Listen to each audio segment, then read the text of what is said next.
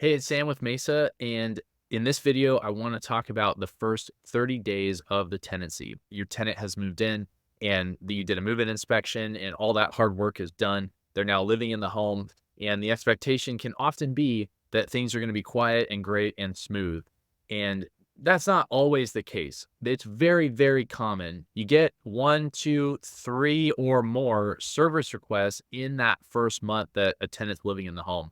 And it's not uncommon for owners to think that something's wrong, that the tenant that they picked is overly picky because after all, I just inspected the house and everything was fine. I want to explain to you why that is and kind of set your expectations for those first 30 days of tenancy. Oftentimes, no matter how much you inspect a home, you can't really see all of the issues until you're living there. For example, you don't notice the hairline crack in the bottom of a bathtub until you start putting a lot of water in there and it starts leaking. Or you don't notice the door that's sticky and difficult to open, or the dishwasher that doesn't drain properly, or the air conditioner that doesn't cool because it was a high of 75 when you moved them in. And then that week there's a heat wave and suddenly it's not working. I could obviously go on and on. And a lot of people think when they get these service requests that I must have picked a bad tenant.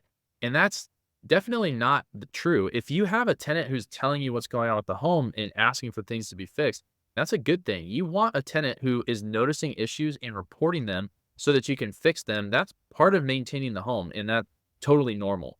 The way that you respond to these initial service requests is important. This is going to set the tone for the entire tenancy. Your tenant is also in some ways kind of testing things out. How is this landlord going to be? What's the response going to be like? Are they going to take care of issues? Am I going to be comfortable living here? And so if you respond quickly, you respond professionally, and you take care of problems, even if they're, small or nitpicky, that can really go a long way towards establishing a great relationship with your tenant. This will come to an end. It doesn't happen forever where they're just submitting requests over and over again. You get all those little things knocked out typically in the first 30 days, and then it's smooth sailing from there.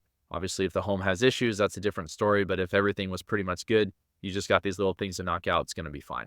So hopefully that's helpful. A lot of people have a lot of anxiety around this when their tenants first move in. So rest assured knowing it's normal and that it will come to an end, and do the best you can to take care of your tenants, and you'll have a good relationship and things will go much smoother going forward.